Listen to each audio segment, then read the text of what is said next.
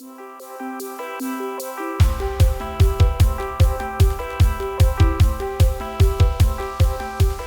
and welcome to the Always On Point podcast with Kristen Ambos. Today I am lucky to be sitting next to Rosie Vander, who is the president of NEW Title. Well, thank you so much for having me, Yes. Kristen. I'm happy to join you as part of this podcast and to talk title because no one ever wants to hear about title insurance.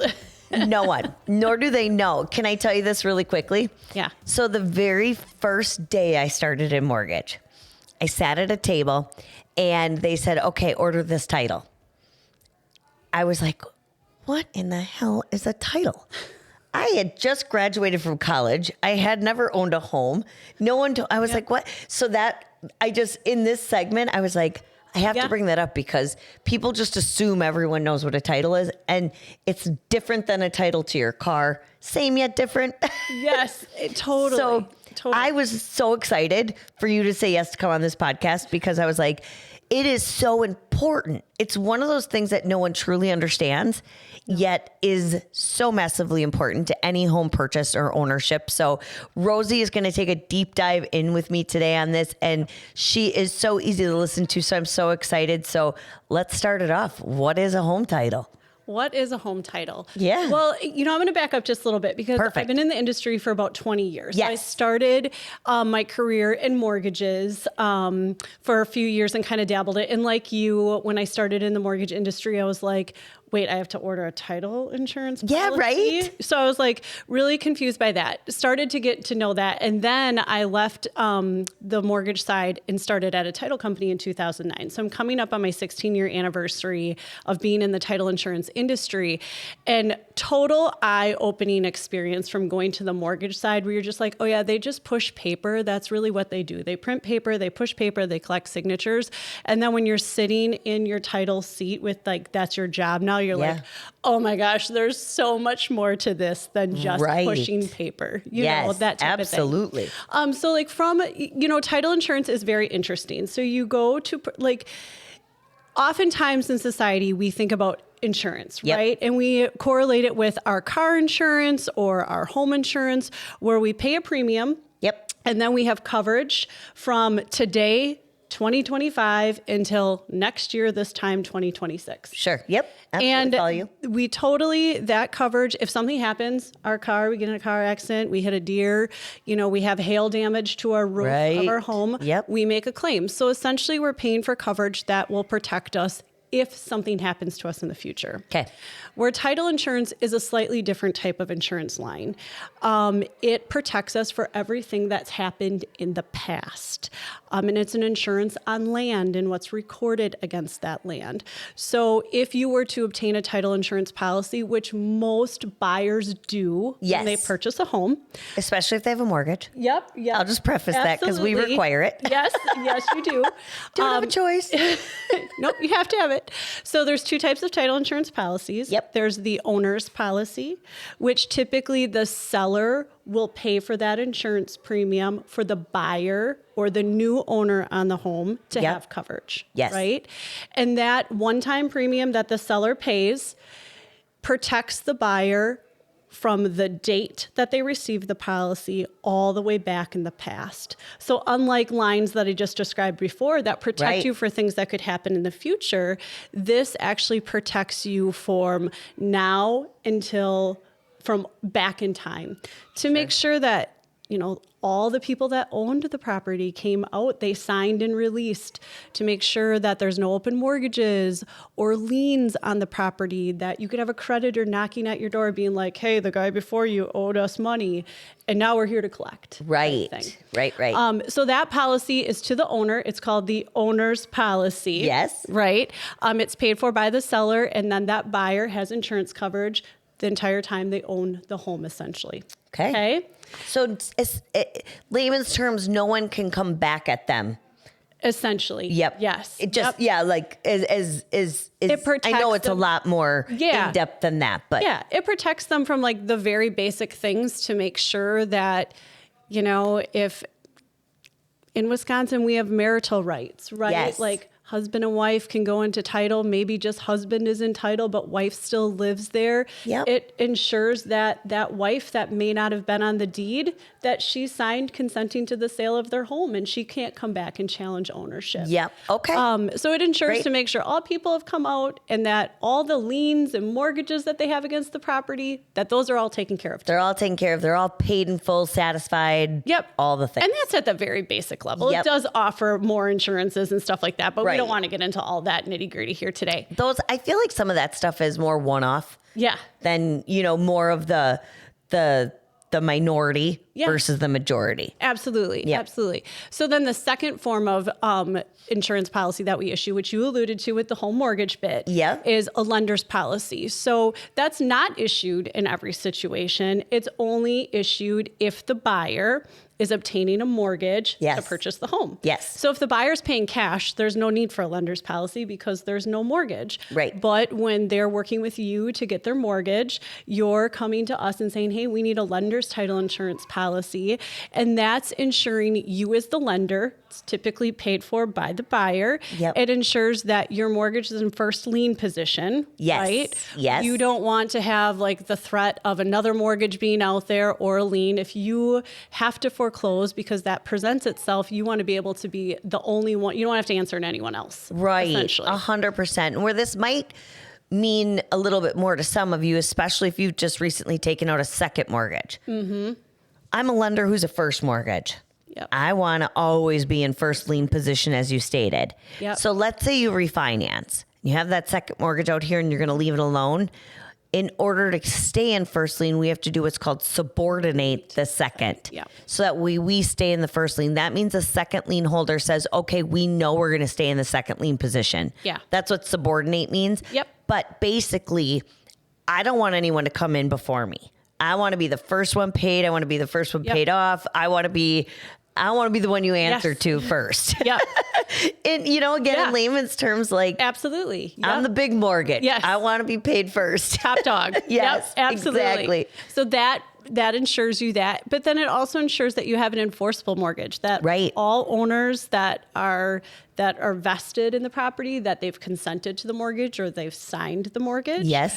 If you're lending to an entity like a trust or an LLC, Yep. which we often do. Happens a lot. Trusts are crazy in Wisconsin. There's, every 10, 5 out of every 10 deals is in a trust. I was just going to say, not that I want to totally steer the topic, but that you just hit on something. I see trusts so much more than I ever have. Yeah, lots of them. Yes. Or, people are, they're either selling a home that's titled in their trust, or Yep. they're now purchasing and they want to put it in their trust. Right. So in that instance, when you're lending and the trust is the borrower and the trust is the buyer, right? We want to make sure that we have the right individuals on behalf of Right. the trust consenting to that mortgage, because there could be a few players in that trust that once we read that trust document, we learn that this person is the person that has to actually sign the mortgage or has the authority to do so on behalf of that trust. Right. So part of our insurance when we're issuing that lender's policy is guaranteeing to you that we've collected the right signatures. Yep. And as a lender, we appreciate that. Yes. Because we want to make sure anybody who's buying the house knows that they're buying it. Yeah. And anyone who's selling the house knows they're selling it. Yes. Probably the more important of the, Yes. of the two things. That's entirely right. Yeah. So in a nutshell, it's an important line Yep. of insurance. Yep. Essentially, some would argue that it helps give investors and individuals that purchase property the confidence to invest their money in it. I think it's a great way to look at it. I personally have never looked at it that way. And as you were saying it, I was like, that makes all the sense in the world. That's exactly, that was great. Can you repeat that for the audience? some would argue that title insurance is a product line that helps give confidence Yes. in investing your monies into real estate, whether that be that's your investment for earning, instead of investing in the stock market, some people Right. choose to invest in real estate and have multiple rental properties and stuff like that. Yes. So it gives them confidence to do that. And I think this is where this is the silent where it's silent but so deadly in the right way, Yeah.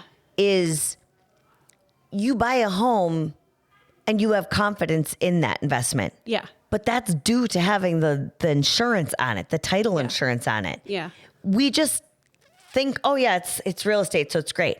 But if none of these properties ever had title insurance, could you imagine the mess they'd be? And you wouldn't feel confident. And so that's the exact reason why people do. Exactly. And I mean, I think when you look at other countries throughout the world, something like title insurance may not exist. And investing in real estate in those countries isn't as prominent as it is throughout the United States. Like, people want to invest money and have it be kind of not a sure, I don't want to say a sure thing, because sometimes it can be. Yeah. But you have confidence in saying, okay, I have $300,000 and I'm going to go out and purchase a home. And you feel very strongly that you're not going to lose that $300,000 to somebody that could come knocking on a door and saying, well, actually, this is my property type thing. Yep. So there is, like I said, if you think about it, it does help support the values of real estate throughout the country, and provide consumers with the confidence to use their monies to purchase real estate. Absolutely. Such a small investment for such a huge guarantee, if you will. Yeah. Or just a huge sense of relief that you're good. Yeah. Yeah. Yeah, totally.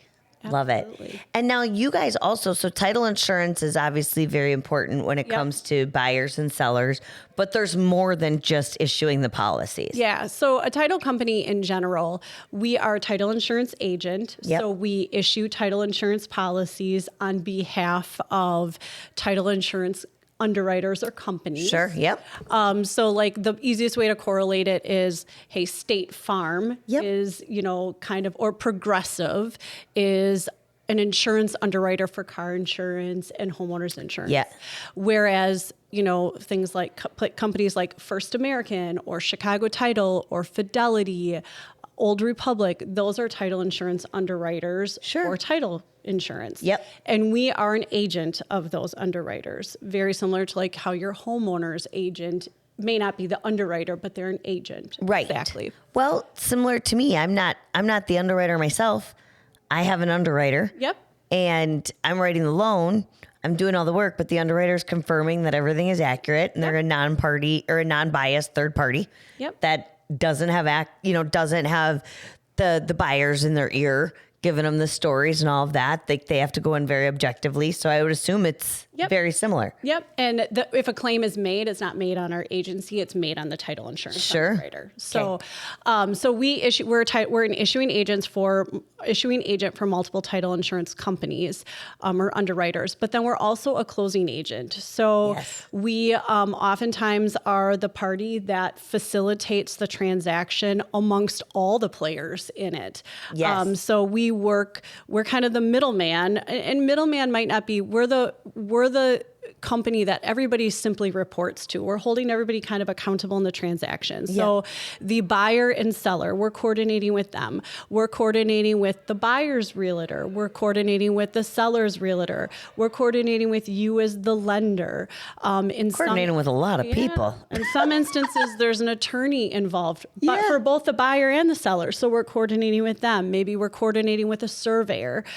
We might be coordinating with a homeowner's insurance agent. Yeah. So depending on all the players in that transaction, we're kind of like moving the pieces and helping like get it to the point that we can sign closing documents on the day of closing and exchange monies and record all those documents at the courthouse to make it part of public record. Right. So there's that's a lot of stuff. It's a lot of moving parts. That's where, of people. like, when I sat down my first day in the title company, I was like, oh gosh. How am I going to remember everybody? Oh gosh, this is not just pushing paper by any means. No, not at all. Because not only do you go back and search the property, I think we've had chain of title for up to 60 years, 100 years. Yeah, typically we go back 60 years in the records. Okay. Sometimes we have to go back 100 years depending on the type of search we're doing. But for the most part, we land somewhere between 40 and 60 years. I was going to say, I feel like 60 years for us. And I know every lender could be a little bit different, but we just want to make sure that in the last 60 years, nothing's held over. Yep. As crazy as that may sound, you just don't know what might slip through the cracks. Absolutely. So you're doing the search, you're getting that title commitment together, Yep. which is, essentially what everyone's working off of to make sure to Yes. follow what we need to clear, and what requirements we have. And depending on, how property is titled, like, if we have dead people in title, or if we have a trust, or if we have, let's say there's a right of first refusal out there, which means that someone has recorded something against the property that gives them the first option to buy. Yep. If it's a condo, Something you don't think of very often. absolutely. If Condos it's a are another big condo, one. Yeah. So there's just all different types of things depending on what the property is that we're looking through, we're working through, to make sure that we're clearing title. We're matching that up with the purchase contract that Yes. the buyer and seller have executed to make sure that we're meeting all the terms that buyer and seller have agreed upon. We're reaching out to the municipalities to make sure that, there's no outstanding special assessments on the property, or Right. there's nothing pending out there. If there's a new survey on the property, we're reviewing that survey. If that comes up, we're working through what the lender wants from us to make sure to be able to get it to close. We're coordinating to collect signatures on all the documents. Sometimes there's 10 sellers on a property and they're scattered throughout the United States. So we're working to coordinate That's that. the part I don't envy for you. Because I only work on the buyer side. Yeah. So I think the most I've ever had on a purchase is 4 people. Yeah. Which is a lot in its own right. Yeah. So I can't imagine having 10 sellers all over the country and trying to put some of that together when it comes to your trusts. Yeah. Or inheritance, or Hopefully all those 10 sellers get along. That's the other thing. that's a huge thing, which, you know how Like that they goes. all get along. If you get one that's like, no, I'm not signing that, you're like, okay, well, you understand. You're the Right. one holding it up right now, right? Yes. So we're really working to that, and we have a date that we're working towards. So like, if it's been agreed upon that closing date is January 31st, and we get that offer today, we're like getting all those ducks in a row to be able to close January 31st, Yeah. because we as the title company are not going to be the reason why that doesn't close on the 31st. Right. That's a part of you and your team Yeah. that I love working with so much, because you guys are team players. Oh, yeah. And I can't tell you guys, during COVID, when everything was crazy, you guys, I'm not one to typically do this, but it really hit me with, you don't really realize until it happens to you. Right. Yeah. So I'll give you the example. I had a client that was closing at a title company, and during COVID, we couldn't go.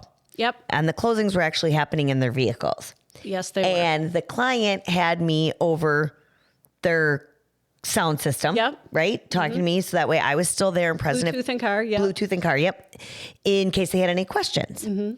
And so they wanted to leave. It was a refinance. So it was going to take 3 days for that right of rescission. Yep. Whole other podcast. Yep. But they were going to take 3 days to close. So that meant when it was done, the title company would let them go. Yep. And as I was sitting there, the title company was like, no, I'm sorry, you can't go yet. And the owners were like, well, I ask you why? And they were like, well, your lender said you're not allowed to. Oh. And now, mind you, I'm on the phone and I've not said anything about this. And I was just sitting there like, what? And they're like, nope, sorry. We have to hear back from the funder. The lender said they're not allowing you to leave, gave 10 reasons, really threw us under the bus in a position where we weren't allowed to be there. Yeah. And we got off the title agent walked away, and the client said, Kristen, is that accurate? I said, no, you can leave. Your loan isn't funding for 3 days. Yeah. If your Roll up the signatures window are and done, go. Yeah. we're not holding you back there. Yeah. And then 10 minutes later, she came back out and said, oh, okay, now you're okay to leave. And I know that there's some due diligence that a title company has to do, but I want a title company who's going to partner with me. Oh, yeah. And say, we're working with your lender. Just make sure, not throw me under the bus like it's my fault that you're sitting there, when it's really a team effort. Yeah. And the part I will say about it is, you and your team, as far as it comes, you look at the owners, the sellers, the buyers, the sellers, both of their agents, the mortgage. You guys have such complete empathy and patience for all of us. And never once have you gotten hot or heavy with us. Never once. I trust that if there's some reason I'm on vacation or whatever reason I can't be at that closing, that you are taking the best care of them. And that's crazy enough hard to find. Yes. In that in your particular part of the industry. Yeah. Yeah. And our industry is already bad enough for people not wanting to take blame on anything. And I can tell you, as I've grown, I'll be the first one to say, you know what, my team and I did this. It's on us. You know, here's how we're going to fix it, because things happen. These are huge transactions with a lot of people involved. I'm one of the first ones that when you count down how many people are actually needed to close a loan, it's probably between, and you just named off how many people you need to do a title policy and to get it to closing.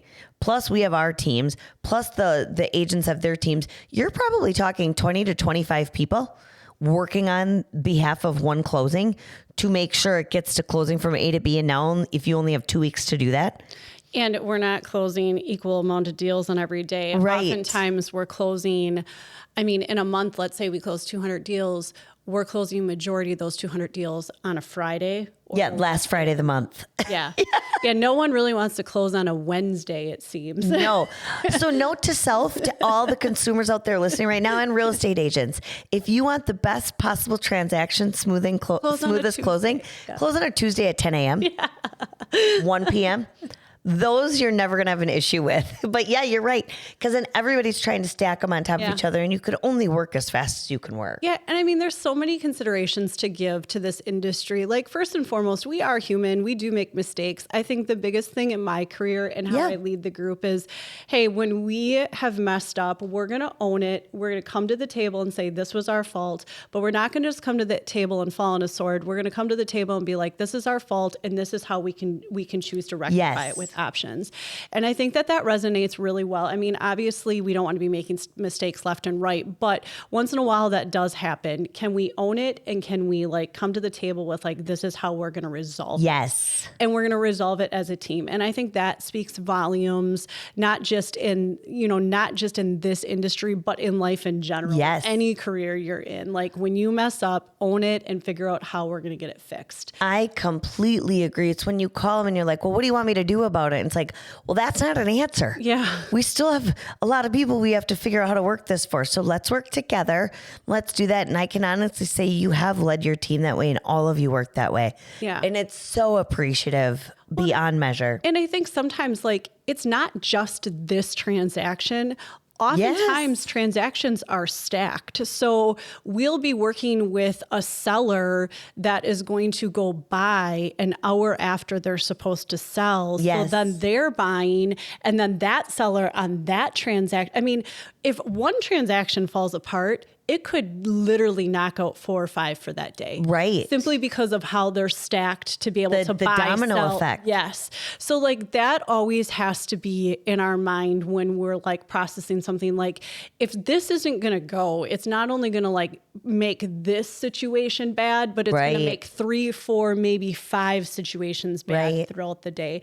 And there's always a way to get through something. Figure-outable. Yeah. You just have to open up your mind to understand what those options are. Yep. And I do think that's a strength that our team has. Very much so. There's a lot of ways we can dice an onion. Yeah. Let's figure out the best way to dice the onion for this situation to make sure that everyone leaves here happy, obviously within the confines of the law and all of that stuff. But let's make sure that, we're not being narrow-minded and saying well, this is how we've always done it. So this is how we're going to do it. Let's think about well, how can we think outside the box to make sure that we can still get to the end result? Absolutely. And there's been a lot of times for all of you out there where I've called Rosie or Jeff on her team and said, okay, here's my situation. This is what we got to do. This is trying to fit it in so the buyers, sellers, everything can work. And together we come up with a really great idea that works. Yep. And it always makes me, again, just so grateful when I can call you guys, because I know we're going to figure it out. Absolutely. The figure-outable side of it. I said, that's my word. You guys are probably going to hear it over and over, probably once in every podcast, but it's so true. And in our industry, there are so many moving pieces and so many things that are needed to get it done. And having really good people on your teams to get that done, from the real estate agent to the loan officer to the insurance agent to the title insurance, all of it matters. Yes, totally. And we all need to work as a team. Like no one is better than anyone else. Like we all are important to make sure, as long as we're all rowing the boat in the same direction, we'll get there. We'll get there, and everything is there. Like, I just thank you. Thank you for coming in today. Thank you for having me. Yes. It was so much fun. Good. I'm glad. Time just flew by. I'm like, oh my gosh. Once you get chatting, everyone's always so surprised when they're like, oh gosh, coming on the podcast. I'm like, it goes by really fast. But then again, these are the topics that I really wanted to bring to light to the public. Yeah. Because you can hear 12 loan officers talk about what they think you should do with your rate. Yes. Or what they don't think you should do with your rate. You can hear real estate agents talk about their tactics of what works and what doesn't for them, but no one ever shines a light on the title insurance side and why it's so important. Yeah. And to me, it's important for consumers and real estate agents alike, even some lenders out there, to truly understand what the need of title is and why it's so important to every transaction. Yeah. Well, I'm glad I could help. Thank you. In that. So thank you. So we much. appreciate it very, very much. And to those of you who are listening, if you have any questions about title, want to ask questions or want more information, just reach out and we'll be sure to get you Rosie and her team's information so that you can contact them directly to go over that. I know enough about title to be dangerous, but I am not the expert in title, so I will leave it to the experts that are at hand here. So thank you so much again for listening. And again, if you could just like, share, and subscribe, that would be amazing. Somebody who you might know who needs title information. Maybe there's a trust issue in your family going on, or maybe there's one where you know you're going to sell and you're not sure how to put those pieces together. Let us get you in touch with an expert that can help. So till the next time, thank you so much. And for tuning in for Always On Point podcast with Kristen Ambos.